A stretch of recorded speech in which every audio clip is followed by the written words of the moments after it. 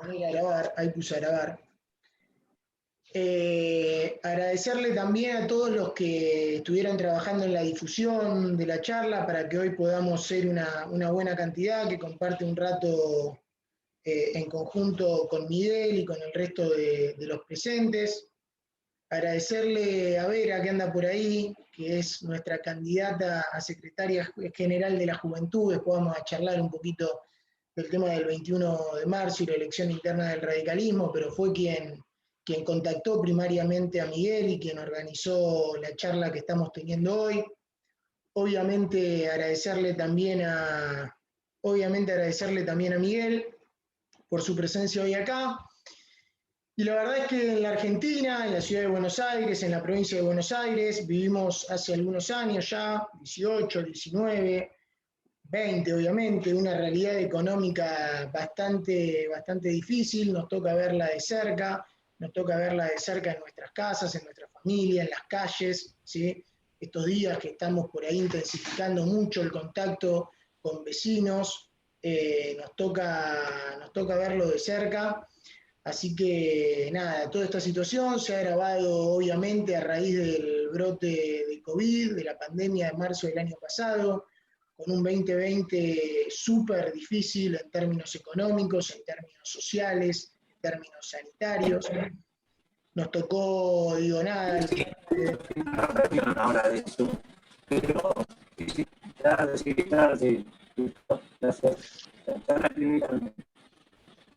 nos tocó, perdón, ahí muteé, nos tocó acompañarlo del radicalismo con algunos proyectos que por ahí después podemos introducir algo, como el proyecto que tuvimos desde la ciudad relativo a las pymes, ¿sí? Y hoy la idea es poder charlar con Miguel cómo va a seguir la economía en la pospandemia, ¿sí? Permítanme presentarlo formalmente a Miguel y ya pasarle la palabra. Miguel participó en la fundación de la Franja Morada en la Facultad de Ingeniería de la UBA, la militancia estudiantil que nos unifica con Miguel y varios de los que estamos hoy en este Zoom.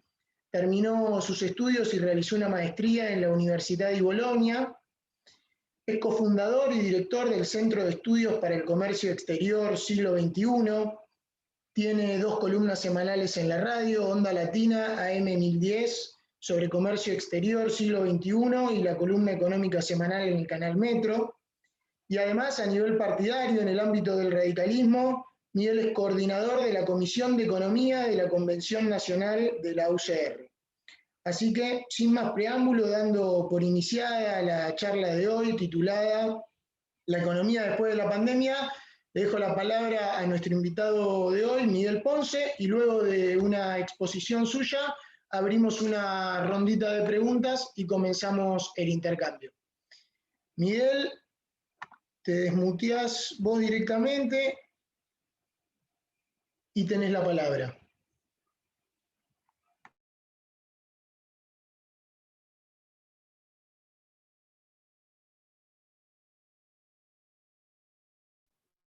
Ahí está. Ahora sí, ¿no? Excelente. Bueno, obviamente el primer punto, como siempre, agradecimiento a los comités Florentina e Ilia que organizaron este conversatorio, como se acostumbra a decir ahora, ¿vieron? A vos, Matías, desde ya, y a Vera Martínez, ¿no? Que como decimos en el interior, alguno no sabe qué significa esto, seguidora como perro Esulki, decía, en el interior, un cuadro militante, y a todos los que han posibilitado también este encuentro, por supuesto, el agradecimiento. El segundo asunto es pedirle disculpas por el horario, porque yo a todos sé que les resulta mucho más cómodo que esto hubiese sido más temprano, como inicialmente me propuso Vera, pero yo tuve que decir que, como recién se dijo, ¿no es cierto?, como Convencional Nacional por la Ciudad de Buenos Aires, estoy coordinando esta Comisión de Economía de la Convención. Y todos los miércoles, ininterrumpidamente, nos juntamos a las 17 horas. Miren, soy invisible. ¿Sí? ¿Ahora me ven? Sí. Antes lo hacíamos presencialmente en el tercer piso. Ahora no me ven. Ahora. En el tercer piso del Comité Nacional. Y desde la pandemia lo hacemos vía Zoom. quiero que, como militantes, que son la mayoría de ustedes, sepan que es la única comisión de la convención que se reúne y funciona a pleno. Y muchos habrán visto nuestros comunicados ante cada hecho económico así de importancia que lo ameritaba, o cuando lo pide el presidente de la convención, ¿no es cierto?, el amigo Jorge Sacchi.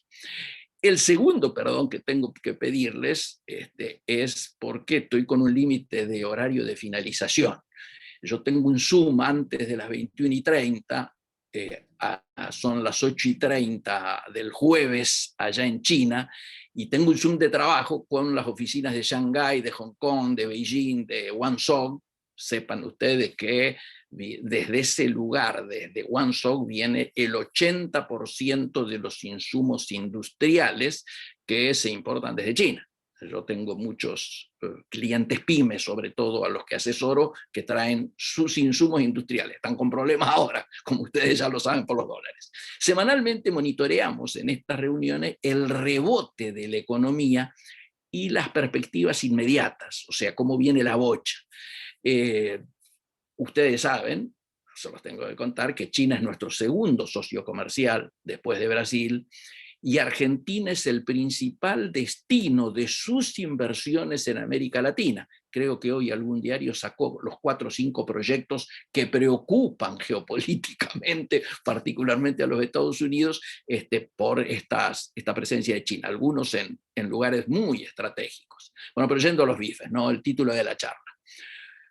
Yo quiero recordar, tienen que saberlo ustedes, porque hace a la esencia de esto, ¿no?, que en la primera quincena de enero del año pasado, cuando nadie hablaba de la pandemia, yo estaba veraneando, me acuerdo, en Mar de las Pampas, y un día me llama Nancy Pasos, de su programa de Rock and Pop, tipo 6:30 de la mañana, como suelen ser las llamadas de Nancy, para que opinara sobre la negociación que en aquel momento estábamos teniendo con los bonistas bajo legislación extranjera. Ustedes deben recordar que toda la cátedra anunciaba que íbamos a default, y yo era el único que en soledad me jugaba que iba a haber arreglo. Era la época en que repetía permanentemente en cada reportaje que estábamos en la etapa La Molina en la negociación.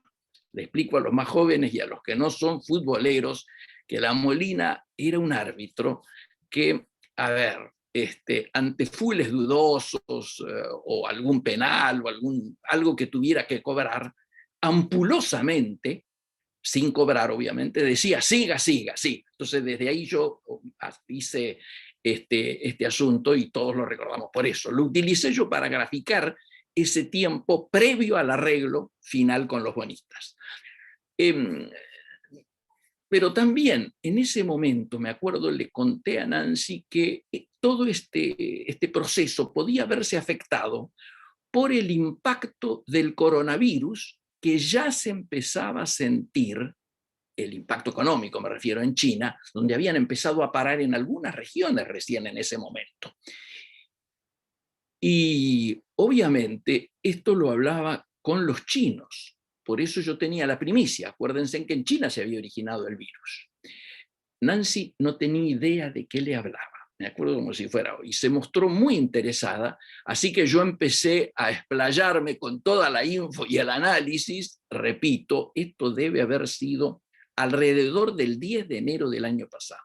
Desde entonces, sin buscarlo, porque realmente no fue así, me fui transformando de alguna manera en un referente del impacto comercial y económico del tema de la pandemia. Infinidad de charlas, reportajes, lo atestiguan ustedes, muchos que reciben las cosas que yo publico, algunos los hincho bastante, y me lo dicen, saben que esto es así. Por lo tanto, no voy a abundar acá sobre esto. De a poco empecé a interesarme en, diríamos, escudriñar el futuro sería, ¿no? O sea, cómo sería durante la pandemia y el post-pandemia. Yo le di mucha fuerza al durante pandemia, porque de entrada vi que esto iba a ser muy lejos, y entonces, que se iba a alargar mucho, y entonces me parecía, particularmente que en términos de comercio exterior, Argentina, que tenía intactas sus cadenas de valor más importantes, la agroalimenticia, por ejemplo, podía aprovechar el durante pandemia para estar con más musculatura en el post-pandemia. Y también me fui metiendo en eso y elaboramos, ustedes saben, yo integro un nucleamiento que se llama radicalismo auténtico, elaboramos un diagnóstico que hicimos público y que obviamente lo ofrezco y lo pongo a disposición por si alguno está interesado, donde a fines de marzo, sí, fines de marzo creo, o tal vez la primera semana de abril, no recuerdo cuándo, avisábamos del impacto sanitario, económico y político de la pandemia.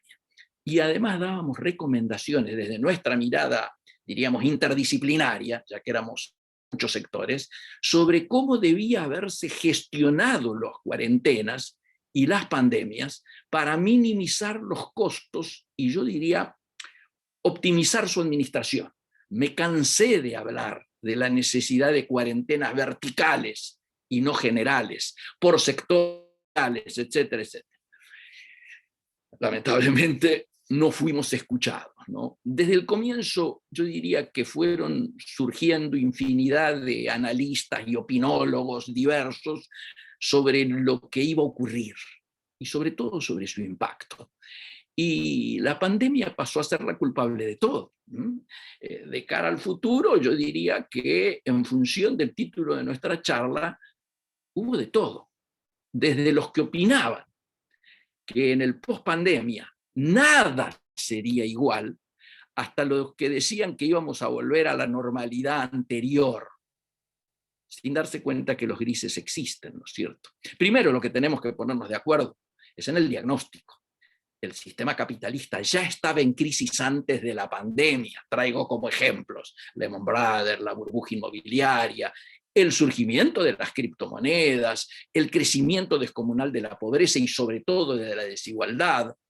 Claramente el sistema no daba respuesta y por esto es que surgían en todo el mundo expresiones diversas de antisistema. En distintos tiempos, acuérdense, ¿cómo era que se llamaba estos chicos que tomaban las plazas en España, que luego se transformaron en partido, pero también surgía la derecha, y surgía Vox, y surgieron la trampocalipsis y todo lo demás, ¿no es cierto? Y los terraplaneros, como es que le dicen, bueno. Y la pandemia vino a ser de catalizador. Lo voy a explicar. Cuando yo estudiaba ingeniería, en los laboratorios, sea de química orgánica o de química inorgánica, en los tubos de ensayo en los que íbamos a demostrar una reacción ante los docentes, ¿no es cierto?, agregábamos cantidades adecuadas de los distintos reactivos, los distintos elementos. Y al final agregábamos un último elemento que era neutro, que nada tenía que ver con el experimento, pero cuya función, su única función, era hacer precipitar la reacción. Ese elemento se llama catalizador. Por eso yo digo que la pandemia es el catalizador de este tiempo. Vino a acelerar reacciones que de todos modos iban a producir. Las aceleró. Y los poderosos del planeta que se reúnen en Davos anualmente, ¿no es cierto?, en el famoso World Economic Forum, el Foro Económico Mundial, nos empiezan a hablar del gran reinicio, de Great Reset, que no es ni más ni menos que el reseteo del sistema capitalista. Muchas de estas cosas ustedes ya me las habrán escuchado decir, pero conviene como para hacerlo de marco. No los voy a cansar con cifras del inventario de daños hasta el presente. Nunca había habido en la historia una caída de la actividad económica como esta. Nunca el comercio internacional, lo mío, había caído tanto. Nunca el turismo a nivel mundial se vio tan afectado. Solamente en Estados Unidos ya hay más muertos que en las 2 guerras mundiales, más Vietnam sumados. Para tomar idea de dimensión. En Inglaterra hace 3 siglos que la actividad no caía así. Obviamente, en paralelo se agravó la pobreza, hay más cantidad de pobres, son más pobres, las pymes han sufrido muchísimo más que las grandes empresas. Obviamente, ¿por qué? Porque tienen menos capacidad de lobby para lograr los fondos que les permitan sobrevivir como a las grandes. Y además no representan riesgo sistémico, por lo tanto, no captan la atención de los gobiernos, de las administraciones. La desigualdad se agrandó de manera descomunal. Y ahora, en estos días, el capitalismo nos está mostrando la cara más descarnada. La pelea por las vacunas es un espectáculo pornográfico. 10 países están acaparando el 90% de las dosis de vacunas producidas. Yo sé, ustedes me dirán que entre esos 10 países está casi el 50% de la población mundial, pero no puede ser que algunas potencias tengan dosis como si toda su población se fuese a vacunar 4 y 5 veces. Decían hace un rato, ¿no es cierto?, que el coronavirus como catalizador vino a acelerar reacciones que de todos modos se iban a producir. A ver, las más conocidas, las que todos hablan, ¿no es cierto?, el aceleramiento de la revolución industrial 4.0 y todo lo que esto implica. ¿Qué implica? Implica el aceleramiento del proceso de robotización volcado a las cadenas globales de valor. El Internet de las cosas volcado a esas mismas cadenas. Y la inteligencia artificial, ¿no es cierto?, sobre las mismas cadenas, buscando aumentar aceleradamente la productividad, lo que antes iba a ser gradual, e iba a tardar 10 años, se aceleró a 10 meses. Digo, el teletrabajo, la educación a distancia, las compras a internet, el delivery, el homework, el trabajo desde el hogar, digo, ¿no? El corte de los viajes de negocio, se terminaron, las reuniones por Zoom como estas. Todo esto ha llegado para quedarse. Y agregaría algunos otros temas más. Básicamente tomaría como elementos comparativos lo que era la famosa agenda que las Naciones Unidas tenía como los 17 objetivos de desarrollo sostenible o sustentable, como quieran llamarlo. Y es bueno recordar, para ver cómo el COVID ha impactado sobre ellos, sobre estos objetivos que a fin de cuentas son los objetivos del mundo y que tienen que ver con la economía, obviamente. Esto es conocido popularmente como la Agenda 2030, ¿no es cierto? Cada uno de estos objetivos de alguna manera abarca una realidad distinta, están interrelacionados obviamente, pero del análisis surge qué radiografía hay del mundo actual, de los cambios que se puede esperar hasta el 2030, ¿no es cierto? O sea, 9 años, y cómo ha pegado el tema del COVID, porque condiciona estas metas y obviamente, como ustedes imaginarán, no para mejor. Una de las metas planteadas, recuerdan, la primera era el fin de la pobreza, que no nos traiga malos recuerdos, esto no es pobreza cero, era el final de la pobreza. A nivel mundial, el número de personas que estaban viviendo en situación de pobreza ha pasado a representar casi un 36% del total de la población mundial. Esto era en el 90. En el 2015 se había bajado al 10%, o sea, unos 700 millones de personas habían salido de la pobreza. No obstante, apareció el COVID y ahora ¿qué va a ocurrir? Obviamente la consecuencia económica de la pandemia permite ya pensar que la pobreza en todo el mundo llegaría a afectar a 500 millones de personas más, es decir, lo que se ganó en 15 años se pierde en menos de 15 meses. También esto nos da una idea de la dimensión de la pandemia. La famosa hambre cero, décadas de mejorar esta situación, ahora ha comenzado a aumentar muy fuertemente como consecuencia de la pandemia, y obviamente el objetivo del hambre cero para el 2030 hay que olvidarse, ya que en estos momentos las personas afectadas por el hambre están superando los 840 millones de personas. Repito, estamos arriba de 840 y quien ya da 850 millones de personas. Ni vamos a hablar del objetivo de obtener la salud y el bienestar. Antes de la pandemia se habían conseguido algunos avances en la mejora de la salud de millones de personas, venía aumentando la esperanza de vida, se habían reducido algunas de las causas de muertes asociadas con la mortalidad infantil.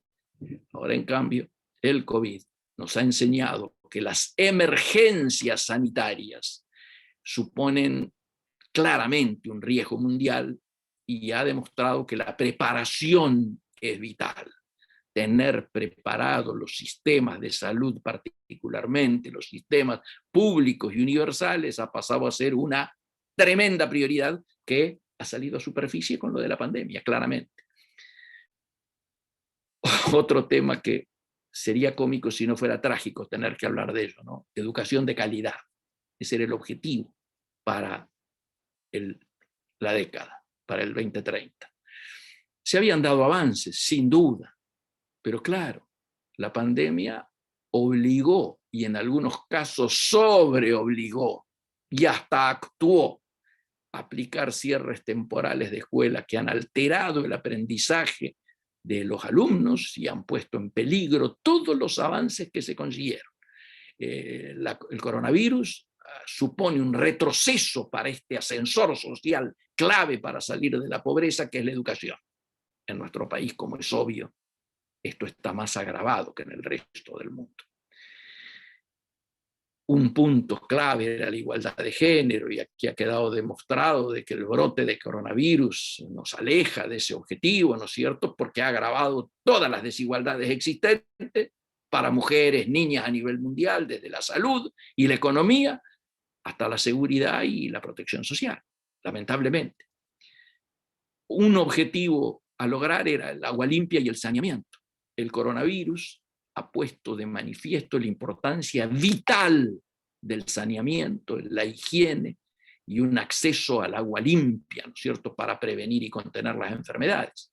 Se había conseguido avanzar en esto, pero siguen existiendo miles de millones de personas, fundamentalmente en áreas rurales, que carecen de todos los servicios básicos.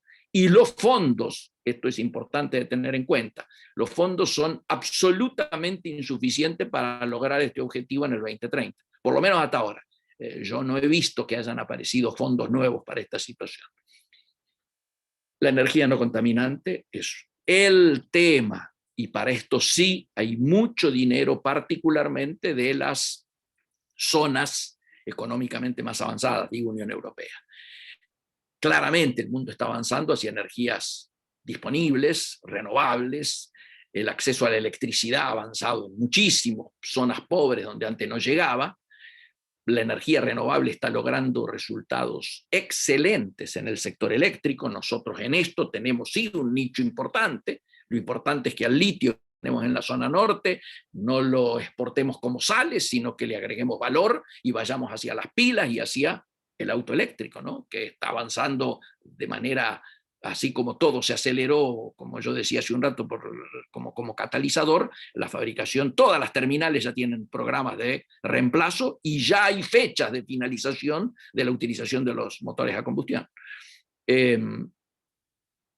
Se hablaba, ¿no es cierto?, como objetivo del trabajo decente y el crecimiento económico. El Fondo Monetario Internacional prevé una recesión mundial, ¿no es cierto?, que va a ser en el 20 ya superior a la del 2009 por culpa del COVID. Ahora se está produciendo un rebote. Ese rebote, ustedes lo saben, tiene idas y vueltas y está directamente vinculado a la velocidad de los programas de vacunación. A mayor velocidad de estos programas, más rápido será la reacción. Cuando termino de hablar de acá, voy a hablar, tengo este Zoom que les contaba con China. En China ya están teniendo rebotes en la mayoría de las actividades a niveles superiores a los prepandémicos. Obviamente están vacunando, dicen, los pavotes. Y allí están pensando en un crecimiento este año del 9%. 9% de crecimiento este año. Obviamente va a ser muy difícil alcanzar un crecimiento económico inclusivo y sostenible hasta el 2030. Yo creo que todo lo que tiene que ver con la recuperación no solo va a llevar todo este año, va a llevar el que viene, y algunos dicen 1 o 2 más para alcanzar a recuperar los niveles prepandémicos. En industria, innovación e infraestructura se planteaba que había un camino largo por delante para aprovechar al máximo el potencial de una industrialización que tenía que ser inclusiva y sostenible, con el aprovechamiento de la innovación, con las nuevas infraestructuras planteadas. Obviamente los países menos desarrollados, o los países en vías de desarrollo, como se decía antes, o emergentes, que queda más lindo, como decimos ahora, necesitan acelerar el desarrollo de los sectores manufactureros, los que más mano de obra ocupan, ¿no es cierto? Si es que desean conseguir la meta planteada para el 2030 y aumentar la inversión en investigación, que ha demostrado su importancia en situaciones como esta. Ustedes fíjense la paradoja que se ha dado. Por primera vez en mucho tiempo, la investigación, el sistema científico-tecnológico ha ido por delante del industrial. Fíjense lo que nos está pasando, la crisis de las vacunas. Mientras antes el promedio era 8 años y medio más o menos para desarrollar las vacunas, cuando se lograban desarrollar, en algunos casos como el SIDA todavía no hay vacunas, ¿no es cierto? Pero el promedio cuando se conseguía una vacuna eran 8 años y medio, ahora en 8 meses hemos tenido vacunas. Claro, todavía se siguen en procesos de constatación, no sé cómo se dice médicamente, de la eficiencia de esas vacunas, pero objetivamente han estado disponibles y están cumpliendo como uno lo puede medir en Israel o en Inglaterra. Yo hablé hace un rato con mi hermana que vive allá, se nota ya los efectos de una vacunación rápida. De hecho, mi sobrino, un futbolero fanático del Manchester United, estaba chocho porque ya hay fecha para volver a los estadios en Inglaterra. Bueno, quiero decir, ¿y cuál es el cuello de botella? La industria. La industria no da abasto, está claro. Tiene que producir casi 4 veces más que el número de vacunas que anualmente se producían, solamente para esta pandemia. Y está faltando no solo velocidad de respuesta, sino además está faltando personal especializado para esas industrias, para poder realmente producir en los programas a los que se habían comprometido.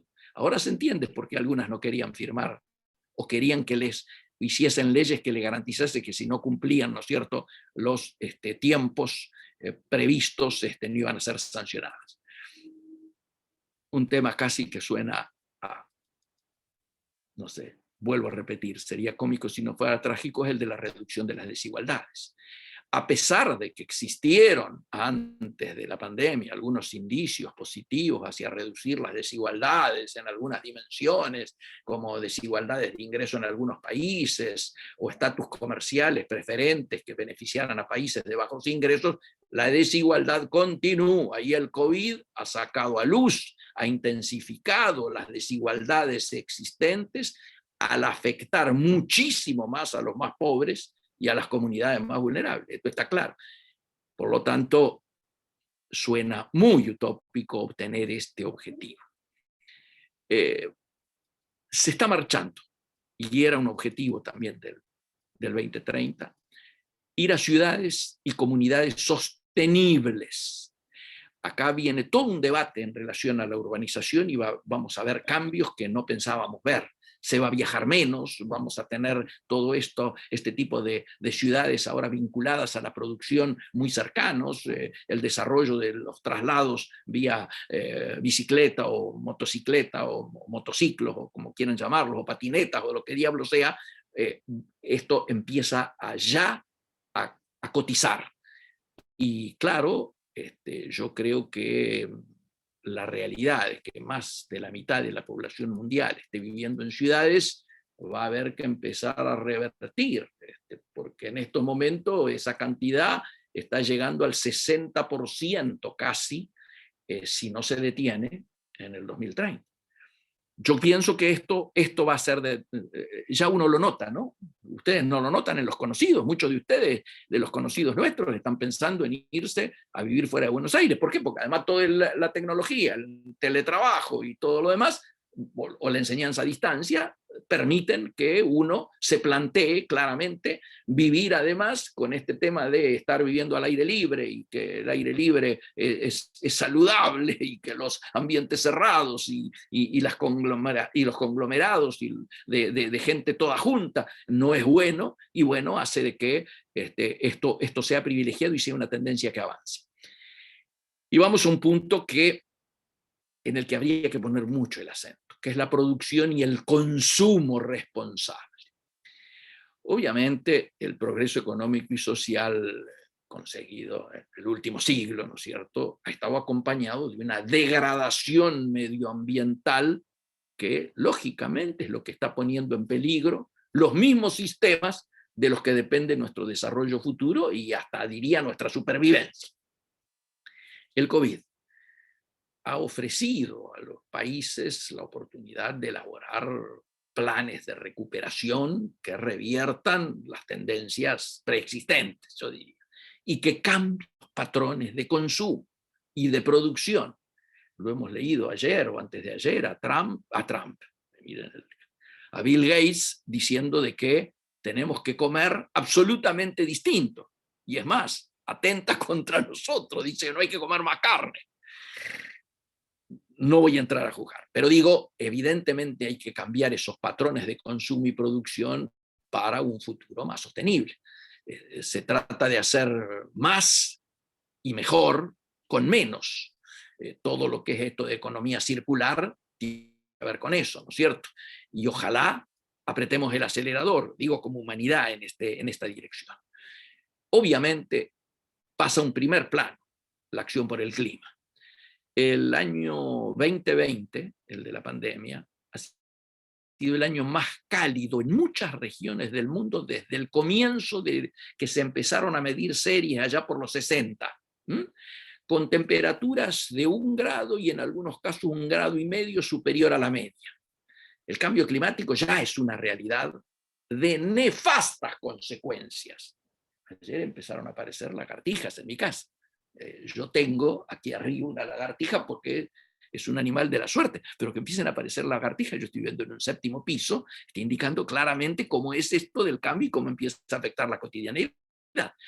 Yo creo que claramente es necesario tomar medidas urgentes para abordar estas consecuencias del cambio climático. Las empresas tienen acá una gran responsabilidad en la lucha contra el cambio climático, ¿no es cierto?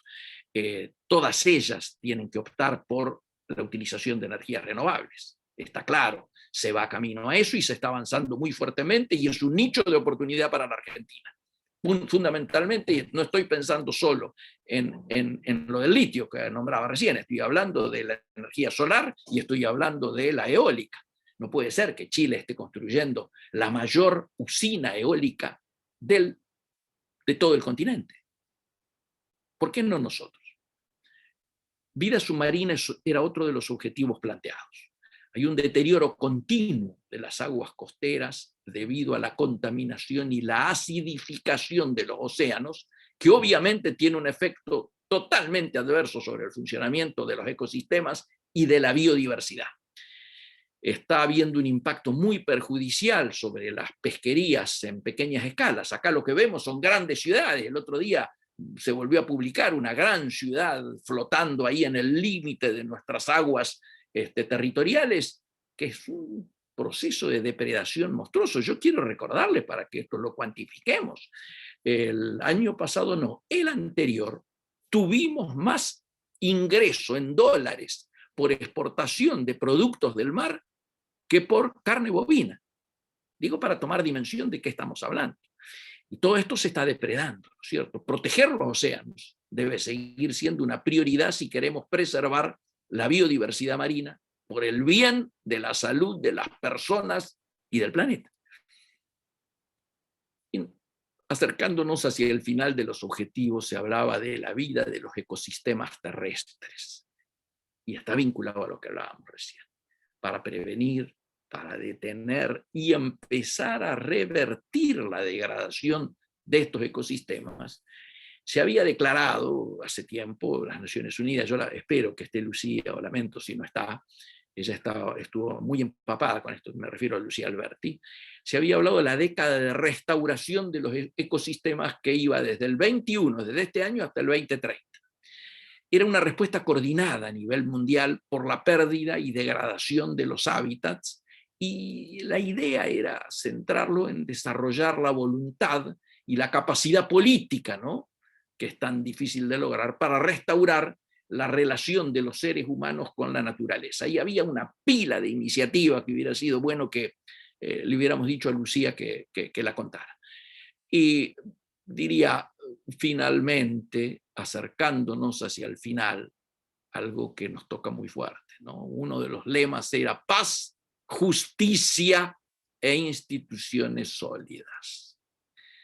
El número de las personas que huyen de guerras, de las persecuciones, de los conflictos, en el 2018 creo que superó los 70 millones. Hablábamos con Lelio Mármora, que es un especialista en el tema migraciones, y decía que estas cifras son las más altas registradas en los últimos 70 años. En el 2019 las naciones habían registrado, creo que 357 asesinatos y 30 desapariciones forzadas de defensores de derechos humanos, de periodistas o de sindicalistas en casi 50 países. Por otro lado, obviamente, los nacimientos de alrededor de 1 de cada 4 niños en todo el mundo con menos de 5 años nunca se registran de manera oficial, lo que los priva de una prueba de identidad legal que es crucial para la protección de sus derechos y para el acceso a la justicia y a los servicios sociales. En tiempos de pandemia, tengámoslo en claro, todo esto se ha agravado. Y finalmente, planteaba que para lograr estos objetivos era imprescindible una alianza. Estos objetivos solo pueden ser conseguibles con asociaciones mundiales sólidas y que realmente cooperen. Sin embargo, los niveles de ayuda, como yo los decía recién con la distribución de las vacunas, han disminuido. Los países donantes, en este caso a Naciones Unidas para esto, no han respetado su compromiso de aumentar la financiación para el desarrollo. Las Naciones Unidas están advirtiendo ahora que es necesaria una sólida cooperación internacional con el fin de garantizar que los países que poseen los medios para recuperarse de la pandemia reconstruyan mejor y consigan estos objetivos de desarrollo sustentable más rápidamente que lo que venían planteándonos. Miro la hora, veo que van casi una hora de charla, no, 45 minutos de charla, ¿no? Sí. Preferiría que hagamos una suerte de ejercicio intelectual de ida y vuelta, y con las preguntas, que es lo que siempre me atrae más, ir agregando los temas que hayan ido faltando en relación a las expectativas que haya habido y completando más las cosas que no hayan quedado claras. Adelante. Gracias Miguel, súper interesante, increíble la cantidad de conceptos estratégicos a nivel global y nacional que ha mencionado en la exposición: energía contaminante y renovables, salud, educación, inversión en investigación, nada, un montón. Yo quisiera comentar algunas cosas, pero nos vamos a concentrar en las preguntas y algunos comentarios. Vamos por acá. Arrancó una de las observaciones, Ana Irazusta. Ana, perdón, no tengo los lentes, ahí los pedí. Si alguien cerca de donde estoy yo me lo puede hacer. Es lógico, Ana Irazusta, es lógico que los países que invirtieron siempre en investigar tengan más vacunas para su población, y también los que pagan. Nosotros somos no pagadores seriales.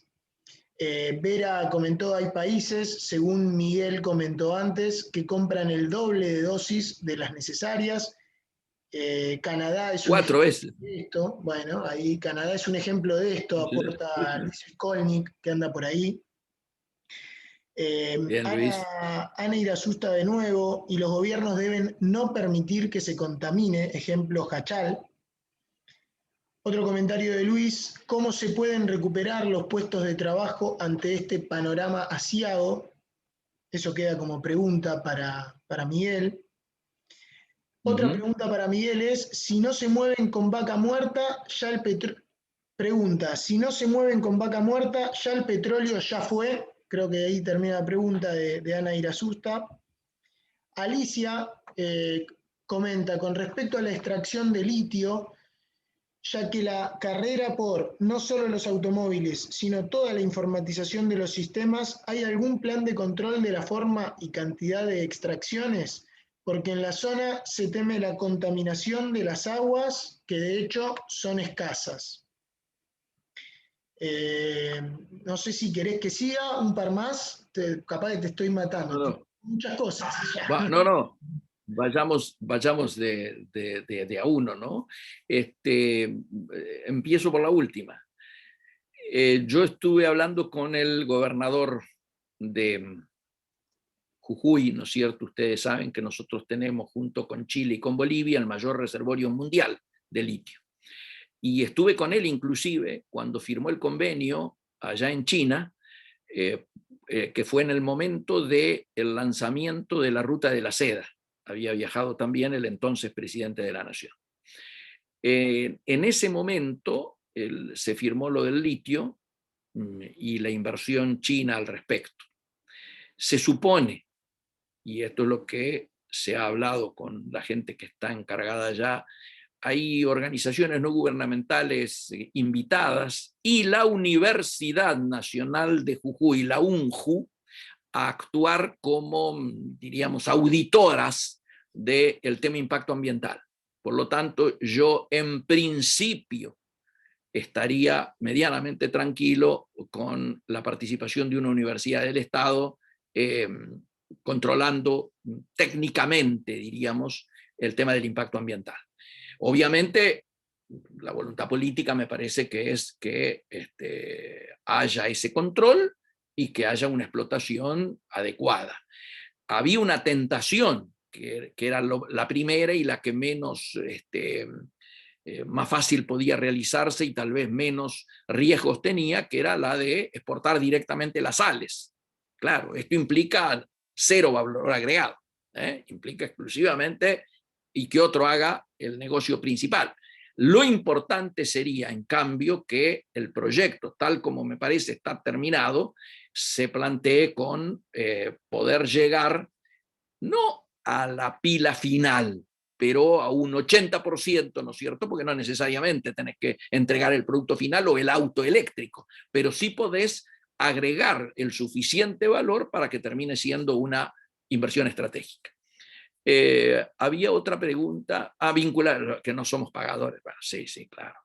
Es obvio de que estamos en una situación en términos de reservas del Banco Central muy triste. Estamos rascando el fondo de la lata, digamos.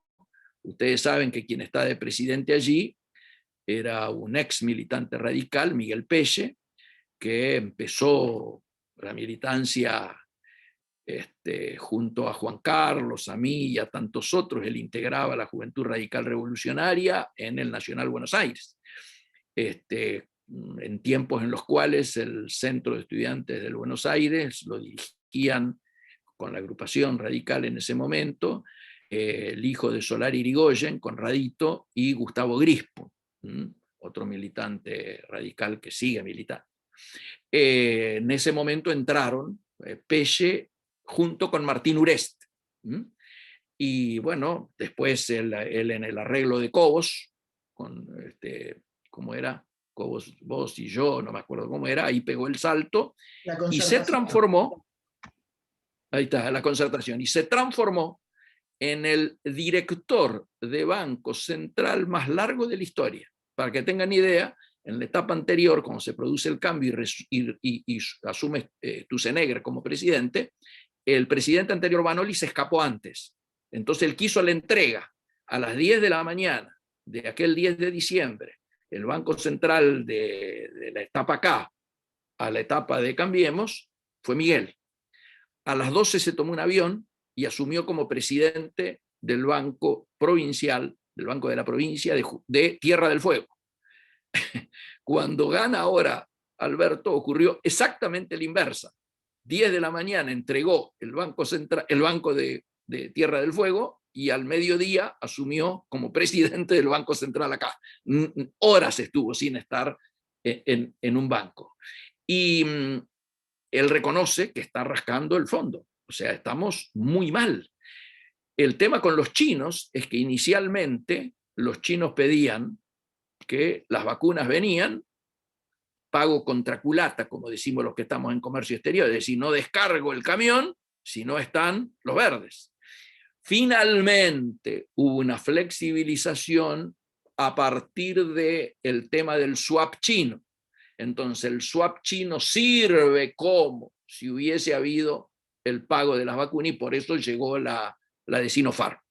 Pero sí, está claro, nosotros estamos en una situación de mucha emergencia y a los que estamos en comercio exterior nos dicen que no nos aprueban la CIMI, o sea, lo que antes era la DEJAI, las declaraciones juradas anticipadas de importación, ahora se llama CIMI, Sistema Integrado de Monitoreo de Importaciones, y por lo tanto no autorizan, aunque tengas el dinero, para que no salgan verdes. ¿Por qué? Porque hay que pagar las vacunas que están llegando. Por eso era tan importante el primer acuerdo, cuando se iba a fabricar acá, o se fabrica acá una parte, México otra, y finalmente, pero claro, eso lleva muchísimo más tiempo que el que nosotros necesitamos para que el conjunto de la población argentina pueda ser vacunada lo antes posible. Por eso es tan indignante lo que ha ocurrido, ¿no es cierto?, con el famoso Vacunagate. Esto resignifica el tema, porque objetivamente lo importante acá sería apretar el acelerador y poner todos los recursos y que haya una política de Estado para que lo antes posible, esto inclusive, lo traigo como complemento de lo que hablábamos hoy de la situación que se está dando a nivel mundial, es hasta tonto por parte de las grandes potencias que acumulen, porque objetivamente, hasta que no haya una vacunación mundial global, cada día más que se tarda sin vacunar en los países donde ni siquiera se ha iniciado la vacunación, generan más posibilidades de que los virus muten y cuando llegue la vacuna no sean efectivas. No sé si me entienden. Con lo cual, vuelve nuevamente a una recaída y esto claramente afecta, además de la salud, la recuperación de la economía. La recuperación de la economía está directamente vinculada a la cantidad de gente que se vaya inmunizando y a la cantidad de actividades que vayan pudiendo volver. Obviamente, el turismo no va a volver hasta que el país emisor y el país receptor estén vacunados. Entonces, por eso resulta, ahora sí parece que empiezan con donaciones de los sobrantes, etcétera, etcétera, etcétera, pero digo, se está perdiendo un tiempo, como también en Argentina se está perdiendo un tiempo, porque no se está administrando adecuadamente y de manera inteligente una situación de emergencia. Todos dirán, bueno, no había experiencia en esto, nunca se vivió una cosa parecida, sí, correcto, pero se alertó sobre cómo deberían haber sido las mejores pautas para administrar una pandemia de esta naturaleza. No me acuerdo qué otra pregunta había, Mati. No, creo que si no me equivoco, yo por lo menos lo que me ayuda a mi memoria, fuimos recorriendo todas. Si te parece, Miguel, tiramos un par más para continuar. Justamente una de las preguntas era algo relacionado con la que hablaste recién. Nos regaló China las vacunas a cambio de qué, pregunta Ana. Después te tiro un par más así juntas, así unificamos. Un comentario de Alejandro Rodríguez. Alejandro Rodríguez es un afiliado de la comuna con quien nos debemos un café con Natalia, así que te saluda, qué alegría escuchar a este radical con discurso radical, parece redundante, no lo es, felicitaciones correligionarios por invitar a Miguel. Después Luis comenta que hoy creo que Cobos presentó un proyecto de energías alternativas para automóviles, si lo presentó no lo vi, pero Mira que bien. Luis. Alicia, es sabido que la explotación descontrolada lleva a la destrucción del medio ambiente, Klicksberg 2019, Y tiro dos más cortitas, no tan cortitas ahora que la miro, pero pregunta Marcelo Diciano, leí algunas de sus publicaciones y tengo muchas preguntas para hacerle, pero le voy a hacer una. En un momento dijo hace poco, este tiempo está agotado y el radicalismo debe plantearse una política frentista con los más iguales. Y luego usted agregó, está en debate la mirada del tiempo que viene. ¿Podría explicar estas frases? Vamos a cortar acá y seguimos con las últimas, después cortita y ya cerramos con las próximas tres. Dale, dos cosas. El tema de China, además del pago, obviamente, y esto lo dije, lo soslayé y no dije cuáles eran, hay 4 proyectos nuevos, yo diría, o nuevos en todo caso para el público, nosotros veníamos enterados de esto, 4 proyectos en áreas estratégicas. Es una ola de inversiones planteada, repito, China es el principal, Argentina es el principal destino de las inversiones chinas, estamos hablando ni más ni menos de 30.000 millones de dólares. ¿Cuáles son esos proyectos? Básicamente, una base de Neuquén, ustedes lo saben, una base que está bajo el ejército rojo, el ejército chino. Un polo logístico que les conté en Tierra del Fuego, que ese es clave porque desde allí además de la ubicación estratégica de esto, desde allí se proveería no solo comestible o insumos para las bases, sino también hay quien dice podría proveerse material militar. Obviamente esto se hace con la excusa de que Chile ha avanzado mucho con lo de Punta Arenas y además está Malvinas, ¿no? El otro tema central es de que China quiere ganar la licitación el 30 de abril para la hidrovía, para el proceso de dragado de la hidrovía. Ustedes saben que por esa hidrovía sale el 80% de las exportaciones agroindustriales argentinas y que los puertos de Santa Fe hacia abajo son el mayor complejo exportador de alimentos del mundo. Y el cuarto proyecto es una antena espacial, también muy particular, en San Juan, donde ya está muy avanzada, la base ya está hecha, los caminos de acceso ya están hechos y está llegando una misión china para verificar la inserción de unos cristales especiales para esa antena espacial. Voy al otro tema. Yo mencioné al pasar, porque estoy en un comité radical, obviamente, mi pertenencia a lo que se denomina radicalismo auténtico, que es una organización con presencia en todas las provincias argentinas. El lema nuestro allí claramente es construir autonomía para recuperar identidad. A eso iba la pregunta, y yo obviamente entiendo que desde la formalidad, repito, como convencional, entiendo que la convención de la última en Parque Norte, lo que hizo fue ratificar una alianza electoral que a nuestro juicio ha vencido cuando se sacó el último voto, cuando Fernández le gana a la fórmula encabezada por Mauricio Macri.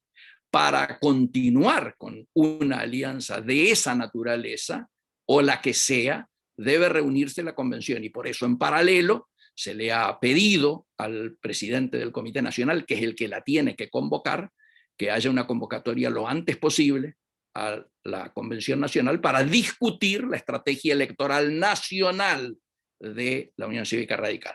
Yo creo, sin embargo, que lo que está triunfando es una política paradójicamente de autonomía, y cada distrito está arreglando, no digo lo que se le canta, pero sí lo que le conviene. Vengo de estar hablando con los amigos de Santa Fe, y bueno, obviamente en Santa Fe está la famosa estrategia del frente de frentes, no corre más, y va a haber un amplio sector radical que va a seguir con el Frente Renovador, que bueno, lleva a Lifshitz ahora como candidato a senador, pero en toda la Patagonia, repito, la Unión Cívica Radical va sola contra el PRO. contra el PRO y contra el peronismo, básicamente, ¿no? Estoy hablando de Santa Cruz, estoy hablando de Chubut, estoy hablando de La Pampa y estoy hablando de Río Negro. Es decir, me parece que esto es un tema que está interpretando de una manera, hay otras maneras, lo que debiera ser un debate, ¿no es cierto?, mucho más público y más institucional y con funcionamiento de las instancias orgánicas nacionales del partido acerca de cuál debiera ser nuestro destino, ¿no es cierto?, y nuestra estrategia, nuestra mejor estrategia. Algunos todavía creen, y yo puedo llegar a compartir este debate y a entenderlo, de que lo importante es hegemonizar y no ser furgón de cola el actual frente de Juntos por el Cambio.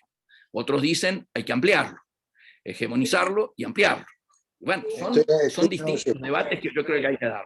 Punto. A eso me refería. No sé si había otra pregunta vinculada a eso. Me parece que se me colgó. No. Marcelo había preguntado como una doble pregunta, pero en el orden de lo que venías charlando, y yo también al finalizar la exposición quería comentarle un poco a los presentes el proceso interna que está viviendo el radicalismo. Tengo muy importante, el de la capital. Muy importante el de la capital. Y en la provincia. Tengo más preguntas, me parece, de las que vamos a poder llegar a responder. Me comprometo a hacérselas llegar a Miguel. Agarro algunas.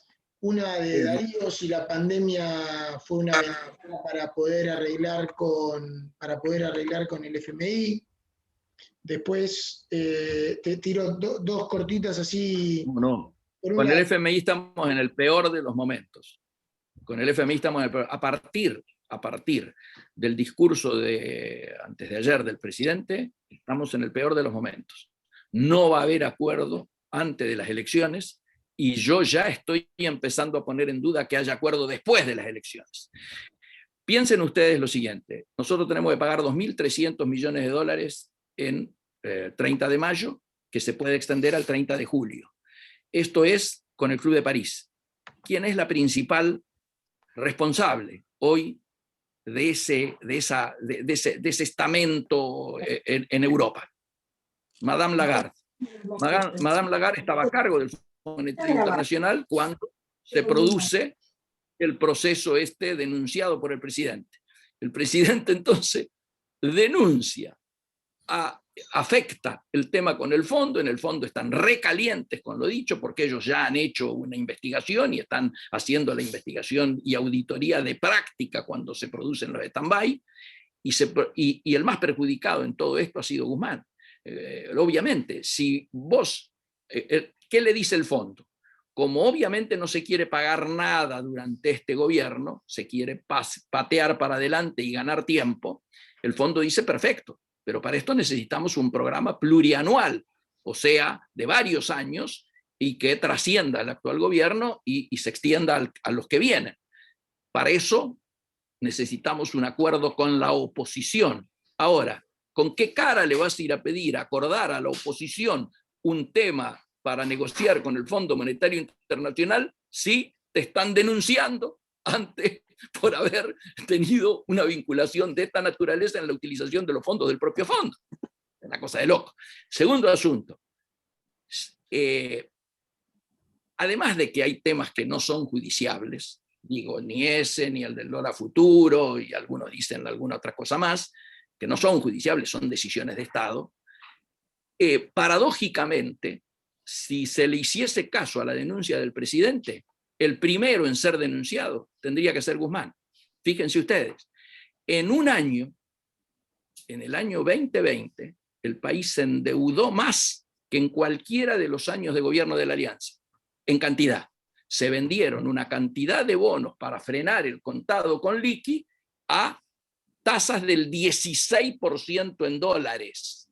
No sé si tomamos conciencia de lo que significa esto. Cuando las tasas están a nivel cero y en algunos casos en Europa están negativas. Bueno, en este marco se ha estado pagando en el 2020 a 16% de rendimiento en dólares. Con lo cual, quiero decir algo.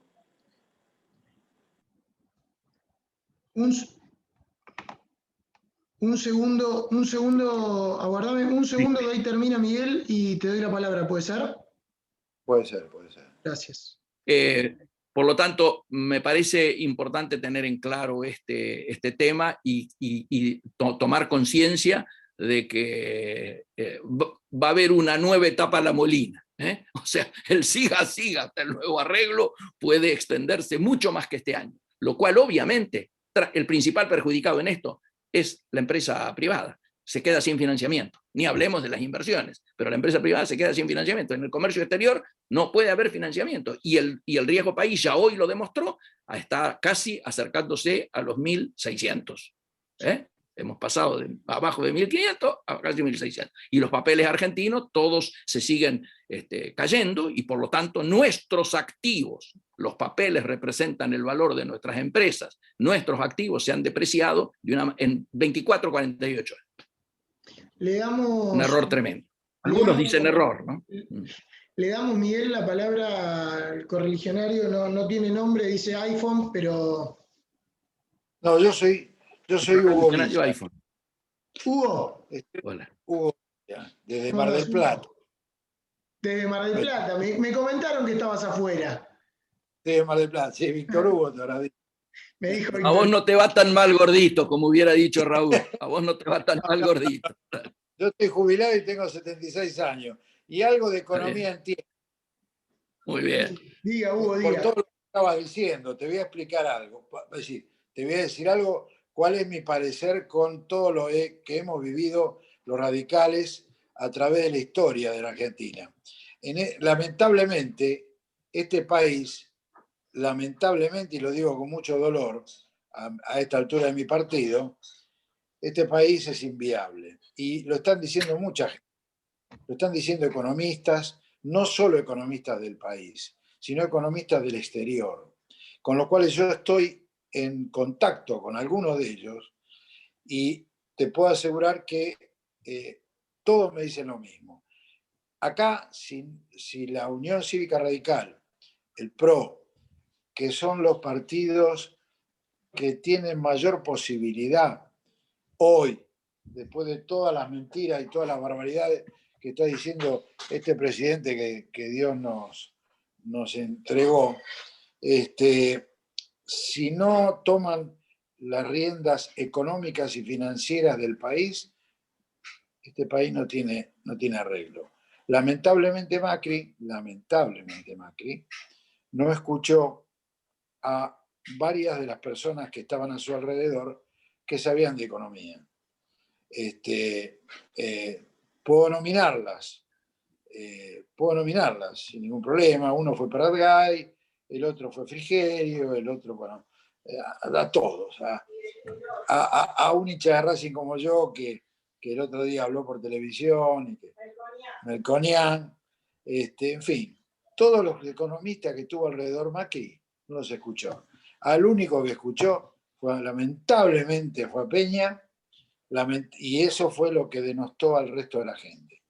Hoy, la Unión Cívica Radical, a nivel nacional, tiene que hacer un arreglo con el PRO, con todo el mundo, y ir a enfrentar al peronismo, no al peronismo, más que el peronismo, al Frente K que hay en todo el país. De lo contrario, muchachos, vayamos sacando pasaje para irnos, porque lamentablemente no tenemos solución. Lamentablemente. Y lo siento, yo tengo A vos me nietos. parece que te trajo Miguel para fomentar el radicalismo auténtico. Yo tengo 4 nietos. 4 nietas. Y tengo Gracias, Juan. 2 hijos. 2 hijos. Es una campaña. Nosotros creo que nosotros los veteranos, me parece que hoy tenemos... Matías, hace hablar a los sub 60, por favor. A los sub 60. Si no te emputecemos toda la reunión. No, lo dejamos. Acá todos tienen el micrófono abierto, todos. Es verdad. Lamentablemente, si no se pega un golpe de timón muy serio, el sindicalismo, con la parte económica, con los planes, con un montón de cosas. Muchachos, saquemos pasaje. Gracias. También quiere fomentar el turismo. Gracias. Gracias. ¿Cómo? También para fomentar el turismo. Gracias Hugo. Lo manda la agencia, es agente de las agencias. Gracias. Saquen pasaje. Gracias Hugo. Nada, esperamos tu vuelta de Mar del Plata acá, que también tenemos un café pendiente con vos. Bueno, la verdad es que el chat de la charla está medio estallado, que Cobo se mete en su provincia, acaba de decir en La Nación Más que Vidal es la mejor candidata en la provincia de Buenos Aires. Bueno, se armó un verdadero chat acá de debate al lado que no lo vamos a poder leer en vivo. Me quedo si me permitís, Miguel, la verdad que nos quedan preguntas. Sí. Nos quedamos por ahí para poder en algún momento repetir, porque la verdad es que quedaron muchísimos temas interesantes que tocar. Una que ahora estoy hablando y no la encuentro, que es nosotros como ciudadanos, ¿qué podemos hacer para lograr cambiar o ayudar a hacer los cambios en la ciudad de Buenos Aires? Y por otro lado, tenía alguna otra por acá de Horacio Salgado, ex decano de tu facultad. Gran amigo. No sabía que estaba. Miguel, muy buena exposición en varios frentes, dado el desprecio del Frente de Todos de la Justicia. ¿No pensás que debemos continuar con la idea de formar un frente con otras fuerzas, ¿no? Aclara.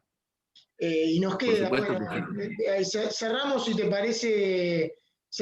parece con esas dos, y nada, sí. Yo me comprometo a después hacerte llegar el chat, y si alguno quiere alguna pregunta en puntual puede dejar su correo y tratamos de linkear para poder hacerles alguna devolución. La primera era qué podemos hacer para todo esto. Bueno, obviamente participar.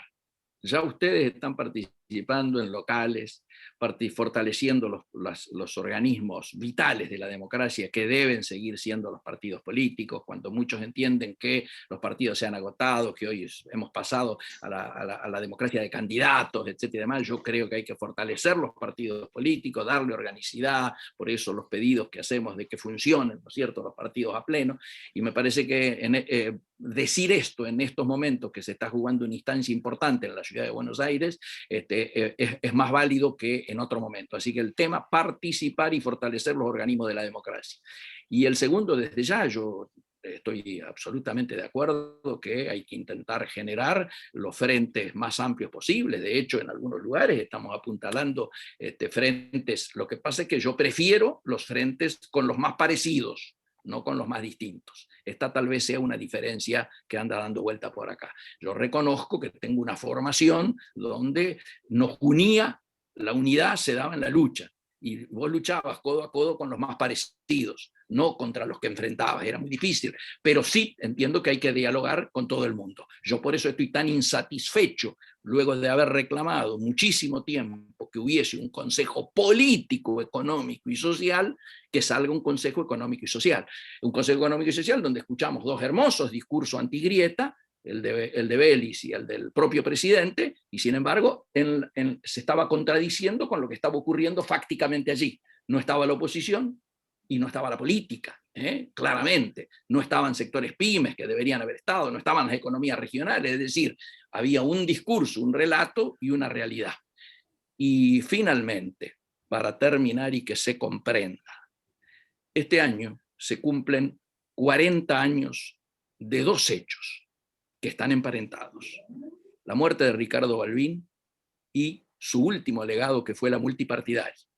Esa unidad de las mayorías populares yo la sigo rescatando, y sobre todo le rindo homenaje a esa herramienta que fue la multipartidaria, que no ha sido valorada suficientemente en la historia, porque gracias a ella volvimos a recuperar la democracia, insisto, con la unidad de las mayorías populares, del campo popular, y Raúl Alfonsín pudo ser presidente, inaugurando un proceso democrático que esperemos no se corte nunca más. Miguel, nada, una infinidad de gracias, súper interesante. Nos quedan temas en el tintero para poder, nos quedan las ganas de poder repetir en algún momento. Yo no quiero terminar la charla sin hacer un pequeño comentario vinculado con lo que vos estás diciendo, de lo que se juega en el radicalismo, porque esta es una charla radical. Lo que se juega en el radicalismo el 21 de marzo. El 21 de marzo se juega una contienda electoral en la ciudad de Buenos Aires y en la provincia de Buenos Aires, en donde se discute qué radicalismo queremos. Todos los radicales sabemos de la importancia que tiene la democracia para nuestro país, de lo importante que es para la democracia poder tener posibilidad de alternancia en el poder de turno, en los gobiernos de turno, para que esa democracia se fortalezca y no sea solo una cuestión de democracia formal. Y en ese sentido, quienes estamos acá, quienes impulsamos la actividad diaria en cada uno de los comités que representamos, venimos trabajando hace varios años para un fortalecimiento del radicalismo. Confiamos, creemos, estamos convencidos de la necesidad de un radicalismo que sea protagonista.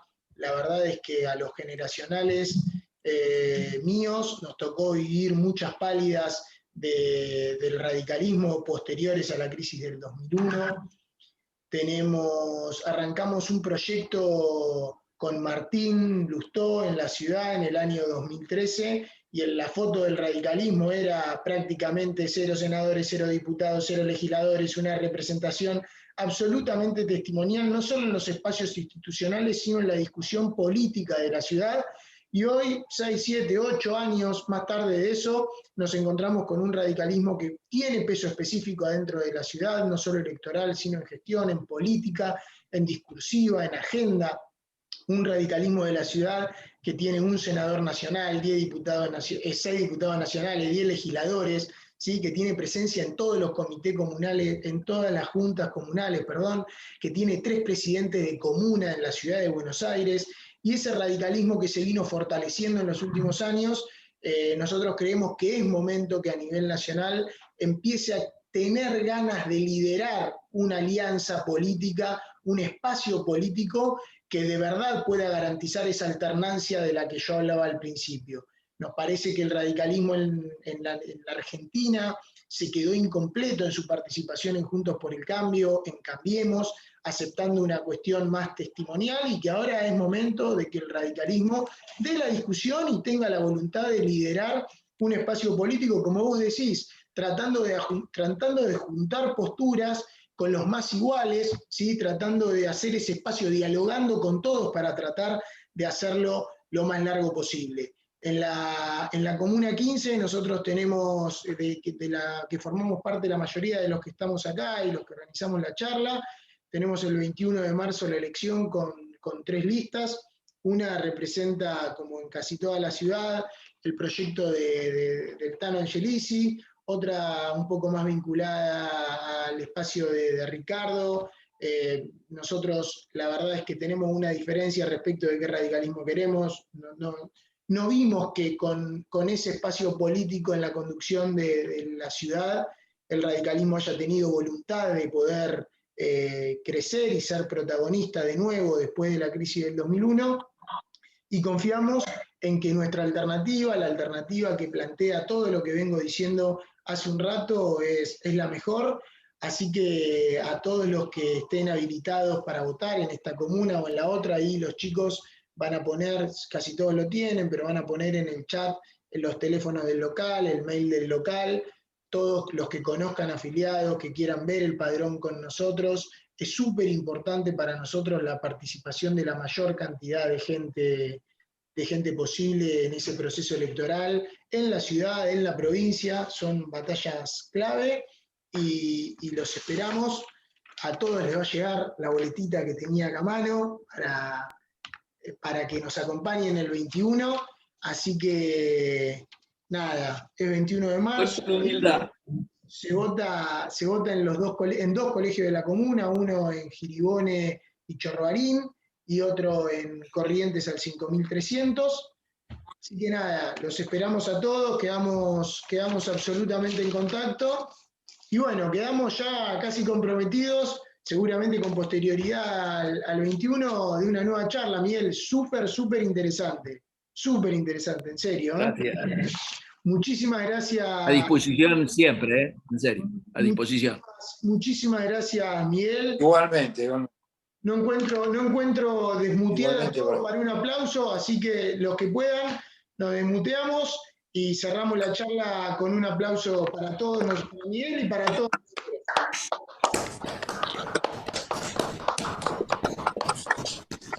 Muchísimas gracias, gente. Nos estamos viendo día a día. Buenas noches. Chao. Gracias por esto. Buenas noches. Chao, gracias. Cuando vuelvo nos vamos a ver, Matías. Acá estaré esperando, amigo Hugo. Felicitaciones, Matías. Un Vamos a abrazo. estar. Muchas gracias. Un abrazo grande. Un abrazo grande para vos. Hasta luego, Matías. Buenas noches. Buenas noches, hasta luego.